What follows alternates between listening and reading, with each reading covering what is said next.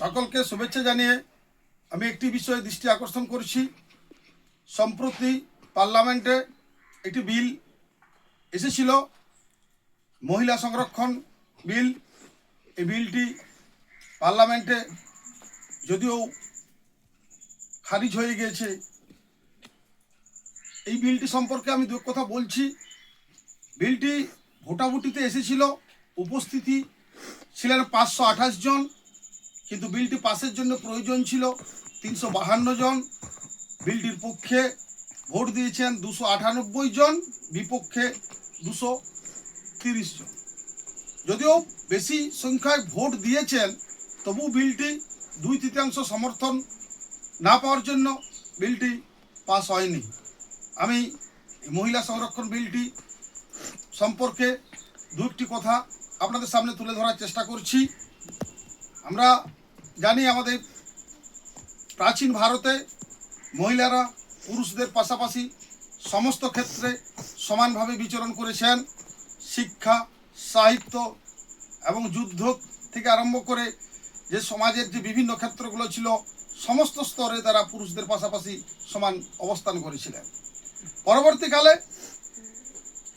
বিদেশি আক্রমণ এই ভারতবর্ষে হওয়ার পর, মুঘলদের আক্রমণ এবং পরবর্তীতে ইংরেজদের যে এই দেশে স্থায়ীভাবে রাজত্ব করার পর মহিলাদেরকে আমরা কিছুটা ঘরমুখী, তারা আমাদের সমাজের অভ্যন্তরে রয়ে গিয়েছিলেন, এটা রয়ে গিয়েছিলেন। তাই বর্তমান প্রধানমন্ত্রী নরেন্দ্র মোদীজি চেয়েছিলেন যে মহিলাদেরকে যে চাকুরি তথা বিধানসভা লোকসভার আসনের ক্ষেত্রে একটা প্রতিনিধিত্ব দেওয়ার, 33% প্রতিনিধিত্ব দেওয়ার জন্য তিনি বিষয়টি চেয়েছিলেন, মহিলাদেরকে সামনের সারিতে নিয়ে আসার জন্য। সেটা শুধু এমপি এমএলএ নয়, চাকরি ক্ষেত্রেও ব্যাপারটা ছিল। কিন্তু আমরা দেখলাম দুর্ভাগ্যের সাথে আমাদের দেশের বিরোধী দল কংগ্রেস, তৃণমূল কংগ্রেস, ডিএমকে সহ যে বিভিন্ন দলগুলি রয়েছে লোকসভায়, তারা সরকারের পাশে দাঁড়ালো না।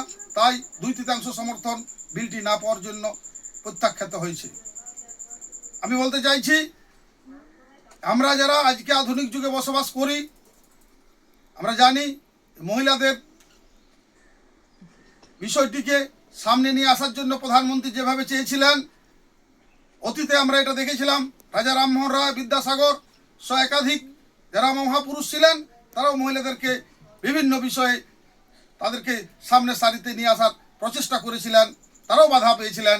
আজকের প্রধানমন্ত্রী বিশ্ব নেতা নরেন্দ্র মোদী মহিলাদেরকে, ভারতের মহিলাদেরকে আমাদের সম্মান দিতে চেয়ে যে বিলটি এনেছিলেন, দুর্ভাগ্য আমাদের বিরোধী দল কংগ্রেস, তৃণমূল সহ বিরোধী রাজনৈতিক দলগুলো সেই চক্রান্তে পা দিলেও তারা সরকারের এই সিদ্ধান্তকে বাধা দিলেন। আমি সকলের কাছে আবেদন রাখছি, এই বিলটি সম্পর্কে আপনারা দেখুন, পড়ুন, জানুন, বুঝুন। এই বিলটি আমাদের মহিলাদেরকে একটা উচ্চ মাত্রায় সম্মানের সাথে ভারতীয় নারীদেরকে প্রতিষ্ঠিত করতে চেয়েছেন নরেন্দ্র মোদীজি। কিন্তু আমাদের এই দলগুলি যারা আবার মহিলা দ্বারা পরিচালিত হয়, কংগ্রেস, আমরা জানি সোনিয়া গান্ধী এই কংগ্রেসের হাইকমান্ড, আমরা জানি মমতা ব্যানার্জি তৃণমূল কংগ্রেসের হাইকমান্ড, যারা মহিলাদের দ্বারা পরিচালিত এই রাজনৈতিক দলগুলো মহিলাদের ক্ষেত্রে যেভাবে বাধা সৃষ্টি করলেন, তা আমরা মনে রাখবো, তা আমাদের মনে থাকবে, সকলের সেটা মনে থাকবে। বিশেষত আমি মহিলাদের সামনে বলতে চাইছি যে আজকের যে শিক্ষিত মহিলারা, তারা এই বিলটি সম্পর্কে জানুন এবং এটাও জানুন যে এই বিরোধী দলগুলো কিভাবে এই বিলটিকে সহযোগিতা করলো না, বাধা দিল। আসন্ন যে বিধানসভা নির্বাচন 2026, পশ্চিমবাংলার শিক্ষিত মহিলাদের প্রতি, শিক্ষিত মানুষের প্রতি আমার আবেদন, আপনারাও এই বিলটি সম্পর্কে এই বিরোধী দলের যে অবস্থান, এই অবস্থানটা বিশ্লেষণ করুন, এই অবস্থানটা বুঝুন এবং এরা কিভাবে মহিলা বিরোধী, মহিলা স্বার্থ বিরোধী এই দলগুলো কিভাবে কাজ করছে লোকসভাতে, সেটা আপনারা দেখুন এবং সিদ্ধান্ত নিন নির্বাচনে ভোট দেওয়ার সময়।